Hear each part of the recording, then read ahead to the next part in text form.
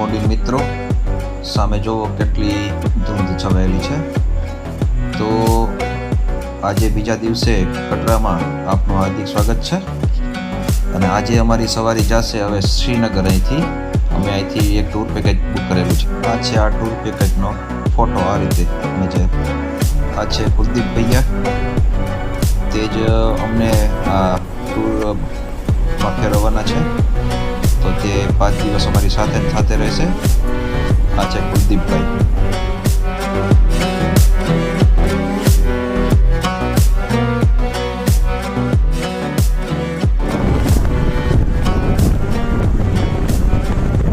ચારી બાજુના આપ સીન જોઈ શકો છો, કેટલી હરિયાળી છે। આપણે તો આ દ્રશ્યો જોઈને જ આપણી આંખો ઠરી જાય એવો કંઈક માહોલ છે। શું નજારા છે અહીંના! કાશ્મીર કહેવાય છે ને કે સ્વર્ગ જ છે, તો આ ધરતી પરનું એક સ્વર્ગ જ છે।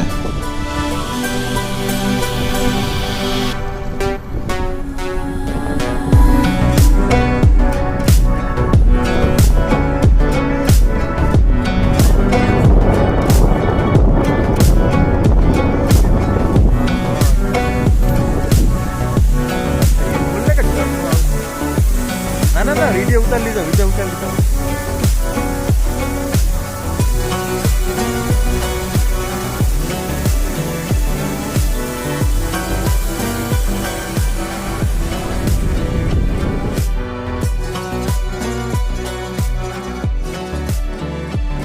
પહાડોની ગોદમાં નાના નાના એવા ખેતરો અને મકાનો અને નાના નાના ગામો જોઈને આનંદ આવી ગયો।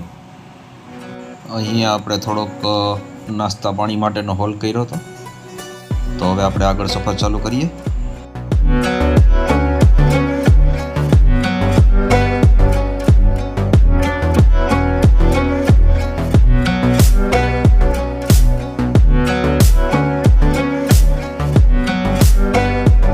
આ આવી ગયો છે અહીંનો પહેલો ટોલ નાકું। આ સામે આવી રહી છે ટનલ, તેનું નામ છે શ્યામા પ્રસાદ મુખર્જી ટનલ। આની લંબાઈ 9 કિલોમીટર જેટલી લાંબી છે આ ટનલ।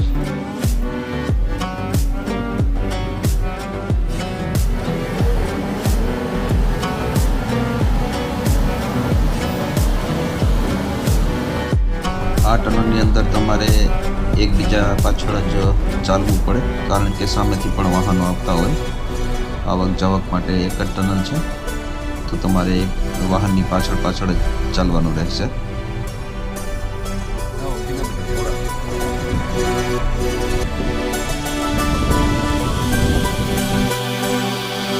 ટોલની વાત કરીએ તો આ રોડ ઉપર તમારે ઓછામાં ઓછા 500 રૂપિયા ટોલ ચૂકવવું પડશે। રસ્તામાં તમને આવા ચેકપોસ્ટો પણ મળતા રહેશે, જ્યાં આપણા આર્મીના જવાનો તૈનાત હોય છે। સામે તમે જોઈ શકો છો હિમાલયના નજારા। આ છે બધા હિમાલયના પર્વતો। હિમાલયના પર્વતોની વાત કરીએ તો વિશાળ પર્વત છે હિમાલયની વાત કરીએ તો હિમાલય 2,500 કિલોમીટર લાંબો પર્વત છે, અને એની પહોળાઈ જોઈએ તો ક્યાંક જગ્યાએ 900 કિલોમીટર પહોળો છે અને ક્યાંક 600 કિલોમીટર પહોળો છે। તો એટલો વિશાળ છે આ હિમાલય। હિમાલયની જો આગળ વાત કરવામાં આવે તો હિમાલય 4 ભાગમાં વહેંચેલો છે। એક છે ટ્રાન્સ હિમાલય, બીજો છે વૃદ્ધ હિમાલય, ચોથો છે મધ્ય હિમાલય અને ચોથો છે શિવાલિક હિમાલય। ટ્રાન્સ હિમાલય તમને અહીંથી જોવા ના મળે, કેમ કે એ છેલ્લા પાર્ટમાં આવે છે।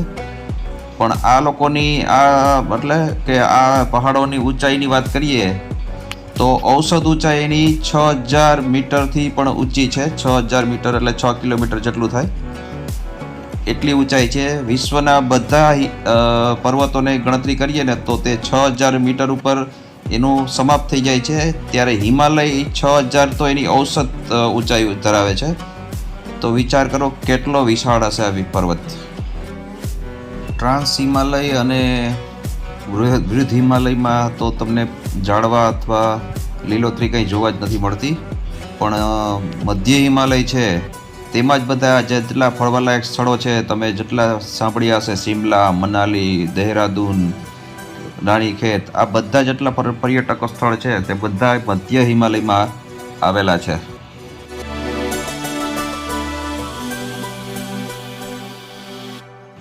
આ નીચે તમે જે નદી નિહાળી રહ્યા છો તે નદી છે ચિનાબ નદી, જે ભારતથી થઈને પાકિસ્તાન સુધી જાય છે અને છેલ્લે અરબ સાગરમાં જઈને મળે છે.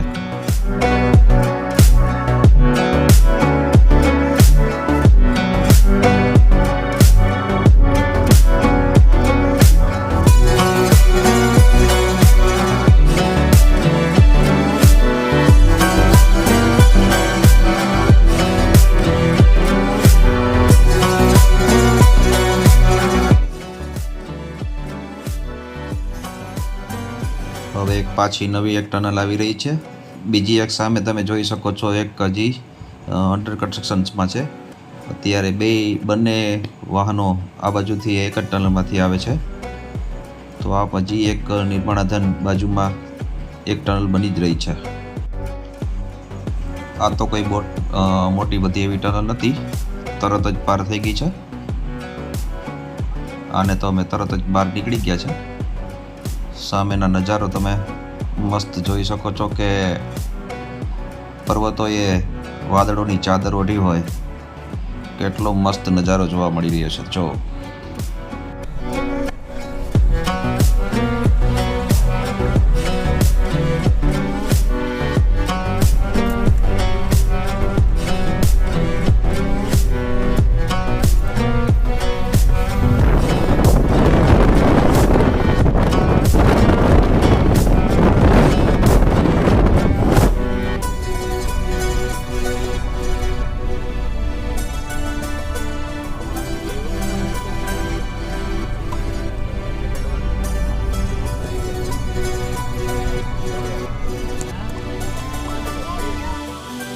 કટરાથી શ્રીનગર જવા માટે ઓછામાં ઓછા 6 થી 7 કલાક જેવો સમય લાગી જાય છે. કેમ કે તમે જોઈ શકો છો, હમણાં આ તમે જોઈ લ્યો, હજી રસ્તાનું કામ ચાલુ છે. હજી ઓવરબ્રિજ ને આ તે બનવાનું બાકી છે.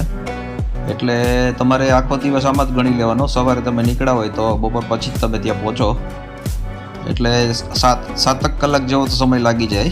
200 કિલોમીટર 230 કિલોમીટર જેવું અંતર છે કટરાથી શ્રીનગર સુધીનો. આવી રીતે રસ્તામાં કન્સ્ટ્રક્શન ચાલુ હોય છે, એને લીધે ટ્રાફિક જામ થતી હોય છે.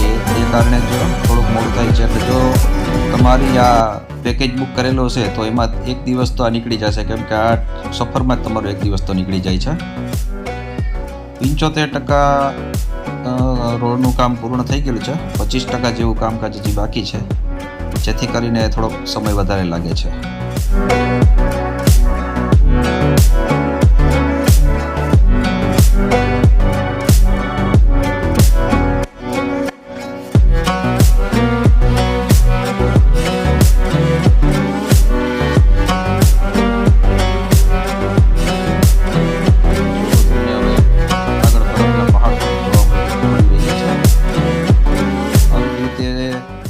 સિનરી કંઈક અલગ અલગ જ જોવા મળે છે. પહાડોનો રંગ કલર અલગ અલગ જોવા મળે છે. જો એક નાનકડું એવું કોઈ વિલેજ આવ્યું છે, તેમાં બધા લોકો કાશ્મીરી ડ્રેસ પહેરીને ઊભા છે અને માર્કેટ કંઈક આવી રીતે લાગેલી છે.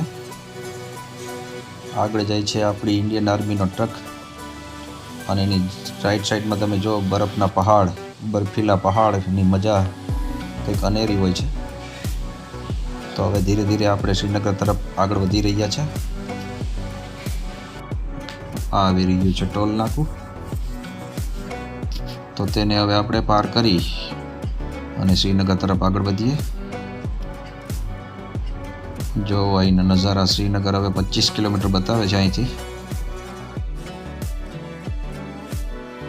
આ તમને જગા જે દેખાઈ રહી છે તે છે કાશ્મીરથી પહેલાં આવતું અવંતીપુરા.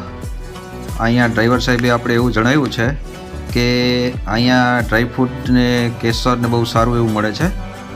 તો ચાલો આપણે એક દુકાનની વિઝિટ કરીએ કે શું છે. તો આ એક દુકાન છે, અમે ત્યાં ઊભા છીએ. ચાલો તમને અંદર બતાવીએ. કેસરની ને કંઈક ઘણી બધી વેરાયટીઓ છે અહીંયા. તો આ બધી છે કાશ્મીરની ઓરિજિનલ વસ્તુઓ. હવે આપણે શ્રીનગરમાં એન્ટર થઈ ગયા છે. આમ તો આ બધા શ્રીનગરની અંદરમાં જ આવે છે. આ બધું આ બહારનો ઇલાકો છે. તો હવે તમે જોઈ શકો છો આ શ્રીનગર આ આવી રહ્યું છે. તેમાં લખ્યું છે તમે બાદામી બાગ છે. અહીંયા સામે જોવો તમે પાકિસ્તાનની ટેન્ક રાખેલી છે.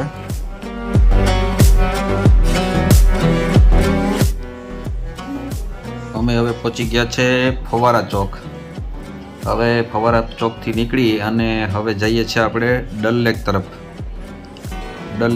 જઈ રહ્યા છીએ.